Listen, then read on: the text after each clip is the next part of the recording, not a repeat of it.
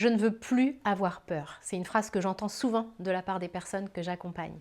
Nombreuses sont celles qui sont conscientes de ce que leur peur les empêche de faire, à tel point qu'elles rêveraient que leur peur s'en aille pour qu'elles puissent enfin faire librement ce dont elles ont envie. Aujourd'hui, j'ai envie de répondre à cette question du coup.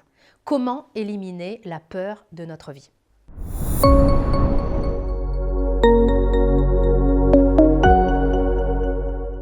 Bonjour et bienvenue dans cette vidéo. Mon nom est Nathalie Martin, je suis coach en éveil de conscience et je vous accompagne pour que vous puissiez créer une vie qui vous fait vraiment vibrer et dans laquelle vous vous sentez parfaitement à votre place. Pour que vous puissiez goûter à ma méthode de coaching, j'ai créé le coffret 10 conseils pour une vie heureuse et vous pouvez le télécharger si ce n'est encore fait dès maintenant gratuitement en cliquant sur le lien qui se trouve dans la description de cette vidéo. Nous parlons de nos peurs aujourd'hui et plus précisément de comment les éliminer de notre vie. Avant de rentrer dans le vif du sujet, attardons-nous juste un instant sur ce qu'est une peur. La peur, c'est en fait une réponse émotionnelle de notre cerveau à une menace perçue, que celle-ci soit réelle ou imaginaire. Prenons l'exemple d'un film d'horreur. Quand on le regarde, on sait très bien que c'est un film. On sait que ce sont des acteurs et que c'est nous qui avons la télécommande dans la main. Donc il suffirait qu'on appuie sur « off » pour que tout ça s'arrête. Mais on reste là avec la peur au ventre. La menace n'est pas réelle, c'est un film. Mais notre cerveau répond exactement comme si la menace était dans notre réalité, comme si nous-mêmes nous étions dans ce film. Ce qu'il faut comprendre, c'est que la peur, c'est une réaction primitive qui vise à nous protéger des dangers. Ne pas ressentir de peur, c'est une pathologie. Ça s'appelle la maladie d'Urbach-Witte. J'espère que je le prononce bien. Et cette maladie, elle annihile une petite partie de notre cerveau qui s'appelle l'amygdale et elle fait qu'effectivement, on ne ressent pas du tout de peur. Mais c'est une maladie, c'est une pathologie. Autrement dit, vouloir vivre sans aucune peur, c'est vouloir être atteint de cette pathologie ou bien c'est vouloir être mort parce que les cimetières sont tout simplement remplis de gens qui n'ont plus peur, enfin a priori. Voilà donc la mauvaise nouvelle de cette vidéo que je vous livre maintenant. Il est impossible pour un être humain vivant et normalement constitué de ne jamais avoir peur. Notre cerveau est muni d'un détecteur de menaces. Il est câblé pour cette réaction émotionnelle dont l'intention positive, c'est de nous protéger. Et ça, c'est une bonne chose. Le problème intervient quand nos peurs sont tellement présentes qu'elles nous protègent de tout, même de la vie, de nos rêves et de nos ambitions. Alors, la mauvaise nouvelle, on vient d'en parler, c'est qu'on ne peut pas ne plus jamais avoir peur.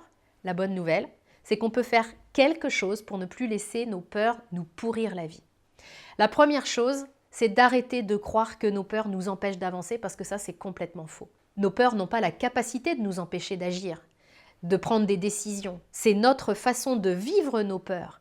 C'est le poids que nous leur accordons qui nous plombe et qui nous bloque. Parce que nous sommes libres d'écouter nos peurs ou pas. Il n'y a pas d'un côté les gens qui avancent parce que ils ont de la chance, ils n'ont jamais peur, eux. Et de l'autre, les gens qui ont des peurs et qui, pas de bol, ils ne peuvent pas avancer. C'est pas comme ça que ça se passe. Dans les deux camps, il y a des êtres humains avec leurs peurs. C'est juste que certains avancent malgré leurs peurs et d'autres pas. Mais tous peuvent choisir d'avancer. On ne peut pas ne plus jamais avoir peur. Mais on peut apprendre à réagir autrement quand la peur arrive pour ne pas la laisser nous bloquer la route.